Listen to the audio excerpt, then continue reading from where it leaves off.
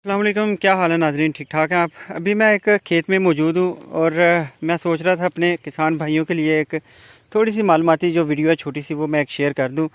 आप कैमरे में इस वक्त देख रहे हैं कि ये मेरे सामने एक गंदम का खेत है और ये जो गंदम है मेरे सामने अभी गोब की हालत में है और कुछ जो पौधे हैं वो अपना सिट्टा भी निकाल चुके हैं। तो यहाँ पे इस स्टेज पे आके इस फसल को अगर आप देखें तो ये इसकी टिलरिंग भी अच्छी है निस्बतन बाकी जो खेत हैं उनकी निस्बत है, क्योंकि पानी और जो खाद का छिड़काव है वो बहुत वक्त के ऊपर इसके ऊपर हुआ है। तो अभी बूर का जो मरहला वो शुरू होने ही वाला है। यहाँ पे 2-3 दिन में शायद यहाँ पे बूर जो है वो लगना शुरू हो जाएगा। तो इस स्टेज पे आके जो हमारे किसान भाई हैं उनको क्या करना है, सबसे पहले तो एक अच्छा स्प्रे जो है वो यहाँ पे करें। प्रेफर करें आप पोटाश को इस मरहले के ऊपर, एक अच्छी कंपनी का अच्छे सोर्स का जो हो वो इसके ऊपर अप्लाई करें आप। साथ कोई झुलसाव के लिए लाजमी तौर पे कोई ना कोई स्प्रे जो है वो उसके अंदर शामिल कर लें। और कहीं कहीं पे यहाँ पे कोई तेले के दाने मुझे नज़र आए हैं, तो वो कोई एक नॉर्मल सा जो है वो कुछ मतलब कर लें, अगर ठीक है, अगर नहीं भी तो वो चल जाएगा। अभी वैसे तेला जो है वो उड़ता हुआ नज़र आ रहा है, मतलब कुछ पत्तों के ऊपर मौजूद है, पौधों के ऊपर।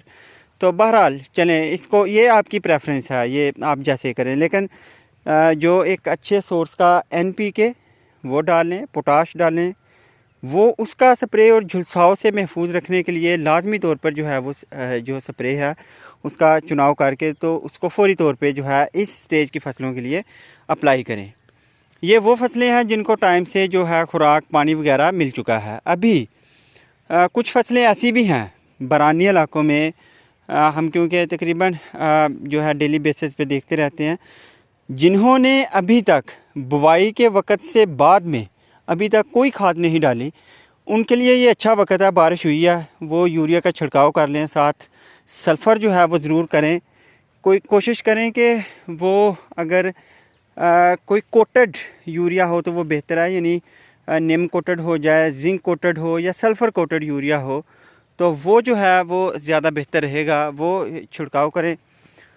और उसके साथ साथ अगले मरहले की आपने तैयारी करनी है। जो पीछे रह गए हैं फार्मर, वो है कि एक अच्छे टॉनिक का अमाइनो एसिड्स का स्प्रे करें और कम से कम मकदार 1 लीटर फ़ी एकड़ रखें मकदार, और वो स्प्रे करें।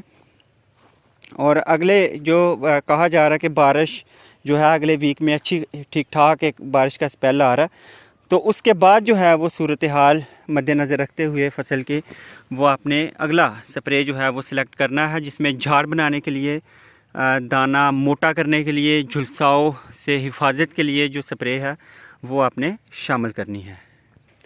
अच्छा, फील्ड विज़िट में कुछ खेत ऐसे भी नज़र आए हैं, देखें, जिन्होंने अभी स्प्रे नहीं करवाई थी फसलों को, तो उनकी फसल जो है वो इस हालत में आ चुकी है।